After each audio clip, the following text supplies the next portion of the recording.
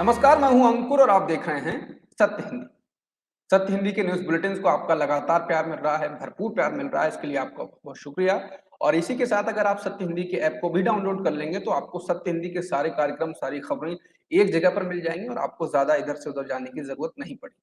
तो अब देख लेते हैं अब तक की खबरें। सुप्रीम कोर्ट ने मंगलवार को ऑल्ट न्यूज के सह-संस्थापक और पत्रकार मोहम्मद जुबैर की अंतरिम जमानत की अवधि को अगले आदेश तक बढ़ा दिया है। इस मामले में 8 जुलाई को हुई सुनवाई के दौरान लंबी दलीलों के बाद सुप्रीम कोर्ट ने जुबैर को 5 दिनों की अंतरिम जमानत दे दी थी। जस्टिस डीवाई चंद्रचूड़ और जस्टिस एएस बोपन्ना की बेंच ने ये आदेश दिया। ये मामला जुबैर के खिलाफ उत्तर प्रदेश की सीतापुर में दर्ज की गई एफआईआर का है। बता दें, उत्तर प्रदेश पुलिस की ओर से पेश हुए additional solicitor general SP Raju ने इस मामले में स्टेटस रिपोर्ट जमा करने के लिए अदालत से वक्त मांगा। उन्होंने कहा कि जुबैर पहले से ही अंतरिम जमानत पर हैं और इसलिए रिपोर्ट फाइल करने के लिए वक्त दिया जा सकता है। जुबैर की ओर से पेश हुए एडवोकेट कोनिल गोंजाल्विस ने कहा, यह जमानत सिर्फ 5 दिन के लिए थी और बुधवार को खत्म होने वाली है। इसके बाद अदालत ने अंतरिम जमानत की अवधि को बढ़ा दिया और उत्तर प्रदेश पुलिस को उसका जवाब दाखिल करने के लिए 4 हफ्ते का वक्त दिया।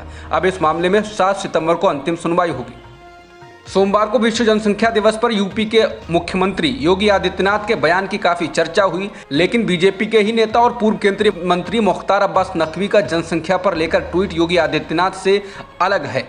योगी आदित्यनाथ ने कहा था कि जब हम परिवार नियोजन और जनसंख्या स्थिरीकरण की बात करते हैं तो हमें इस बात को ध्यान में रखना होगा कि जनसंख्या नियंत्रण का कार्यक्रम सफलतापूर्वक आगे बढ़े, लेकिन जनसांख्यिकी असंतुलन की स्थिति पैदा ना हो जाए। ऐसा ना हो कि किसी वर्ग की आबादी की बढ़ने की गति और उसका प्रतिशत ज़्यादा हो और कुछ जो मूल निवासी हों उन लोगों की आबादी का स्थिरीकरण में हम लोग जागरूकता के माध्यम से, एनफोर्समेंट के माध्यम से जनसंख्या संतुलन की स्थिति पैदा करें। वहीं बीजेपी नेता और पूर्व केंद्रीय मंत्री मुख्तार अब्बास नकवी ने कहा कि बेतहाशा जनसंख्या विस्फोट किसी मजहब की नहीं, मुल्क की मुसीबत है। इसे जाति धर्म से जोड़ना जायज़ नहीं है।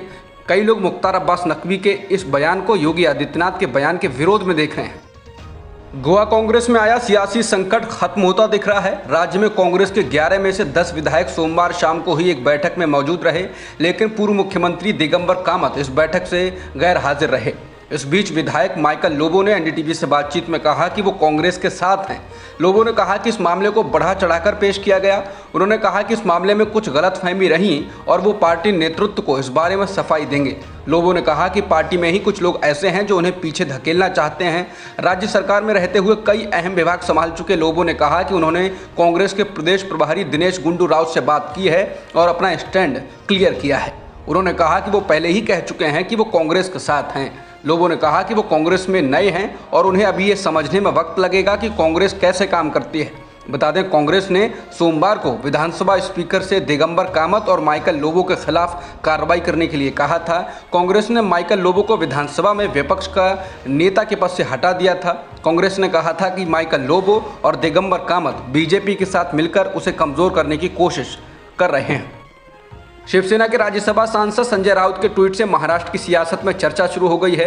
राउत ने शायर जॉन एलिया का एक शेर ट्वीट करते हुए लिखा कि अब नहीं कोई बात खतरे की, अब सभी को सभी से खतरा है। इस ट्वीट में संजय राउत ने देवेंद्र फडणवीस, महाराष्ट्र सीएमओ एकनाथ शिंदे, उद्धव ठाकरे और प्रियंका गांधी को टैग किया है। उनके इस ट्वीट के सही अर्थ को लेकर चर्चा है। कहा जा रहा है कि संजय राउत ने अपने ट्वीट से संकेत दिया है कि शिवसेना आने वाले समय में कोई बड़ा फैसला ले सकती है। इसके अलावा महाविकास अघाड़ी के भविष्य को लेकर भी कयास लगने लगे हैं। राजस्थान के मुख्यमंत्री अशोक गहलोत ने कहा है कि बीजेपी को उदयपुर हत्याकांड के आरोपियों के साथ अपने संबंधों के बारे में जवाब देना चाहिए।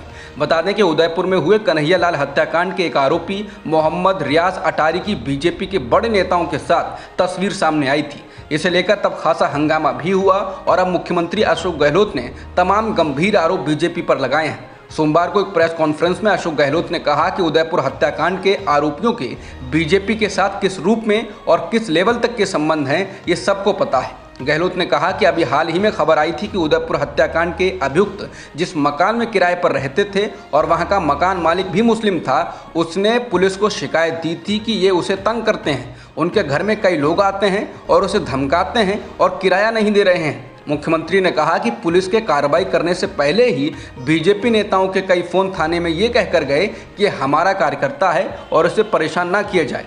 मुख्यमंत्री ने कहा कि उदयपुर हत्याकांड के अभियुक्त किसकी गोद में बैठे थे और किसके साथ उन लोगों के संबंध थे वो जगजाहिर हो चुका है और इसका जवाब बीजेपी को देना चाहिए।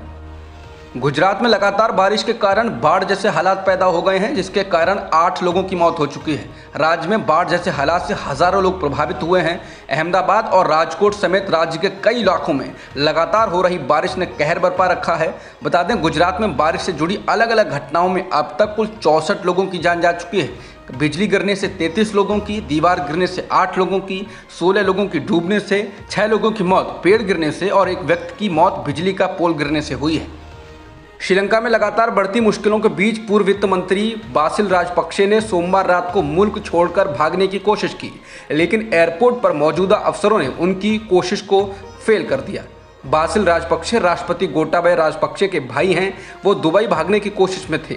गोटाबाया राजपक्षे के बारे में खबर है कि वो अभी श्रीलंका में ही हैं, जबकि इससे पहले ये खबर आई थी कि वो देश छोड़कर भाग चुके हैं। बता दें, श्रीलंका में एक बार फिर हालात खराब हुए हैं और राष्ट्रपति पद न छोड़ने की जिद पर डटे गोटाबाया राजपक्षे अब 13 जुलाई को इस्तीफा देंगे। दूसरी ओर प्रदर्शनकारियों ने राष्ट्रपति आवास पर कब्जा किया हुआ है। श्रीलंका के राष्ट्रपति क्या देश छोड़कर भाग गए हैं? इस सवाल पर श्रीलंकाई संसद के स्पीकर महिंदा यापा अबेवर्दने ने अब यू टर्न ले लिया है। स्पीकर ने सोमवार को साफ किया कि राष्ट्रपति को लेकर उनके बयान को गलत संदर्भ में लिया गया। एक रिपोर्ट के अनुसार स्पीकर ने कहा कि राष्ट्रपति गोटाबाया राजपक्षे अभी भी देश में हैं। इसके अलावा एक अन्य रिपोर्ट में अधिकारियों के हवाले से कहा गया कि श्रीलंका के राष्ट्रपति को सोमवार को मुख्य अंतर्राष्ट्रीय हवाई अड्डे के पास एक एयरबेस पर ले जाया गया। बता दें, गोटाबाया राजपक्षे शनिवार को नौसैनिक सुरक्षा के तहत कोलंबो में राष्ट्रपति भवन से भाग गए थे। इसके कुछ ही समय पहले हजारों प्रदर्शनकारियों ने परिसर पर कब्जा कर लिया था। इसके घंटों बाद संसद के स्पीकर ने घोषणा की थी कि राजपक्षे बुधवार को सत्ता के शांतिपूर्ण हस्तांतरण की अनुमति देने के लिए इस्तीफा दे देंगे। अमेरिकी स्पेस एजेंसी नासा ने 13 अरब साल पहले बिग बैंग के बाद बने ब्रह्मांड की पहली रंगीन तस्वीर जारी की है। व्हाइट हाउस में अमेरिकी राष्ट्रपति जो बाइडेन द्वारा जारी इस तस्वीर में अनगिनत सितारे और हजारों आकाशगंगाएं दिख रही हैं। बहुत दूर की धुंधली गैलेक्सी की झलक भी इसमें दिख रही है। बता दें, ये ऐसी पहली तस्वीर है जिसमें इंसान ने इतनी दूरी तक और इतने समय पीछे तक का नज़ारा देखने में कामयाबी हासिल की। माना जा रहा है कि टेलीस्कोप ने 13.8 अरब साल पहले हुए बिग बैंग के बाद निकली रोशनी के कुछ हिस्सों को तस्वीर में कैद किया है। अमेरिकी राष्ट्रपति जो बाइडेन ने कहा है कि हम ऐसी संभावनाएं देख सकते हैं जो पहले किसी ने नहीं देखी। उन्होंने कहा कि हम उन जगहों पर जा सकते हैं जहां पहले कोई नहीं गया। नासा प्रमुख नेल्सन ने इस दौरान कहा कि हम उन सवालों के जवाब देने में सक्षम होने जा रहे हैं जिन्हें हम अभी तक नहीं जानते हैं कि प्रश्न क्या है। जब उन्होंने कहा कि तकनीक ये निर्धारित कर सकती है कि क्या अन्य ग्रह रहने योग्य हैं, तो बाइडेन ने वाह के साथ जवाब दिया। अब तक की खबरों में इतना ही। बाकी खबरों के लिए आप बने रह सकते हैं सत्यहिंदी.com के साथ।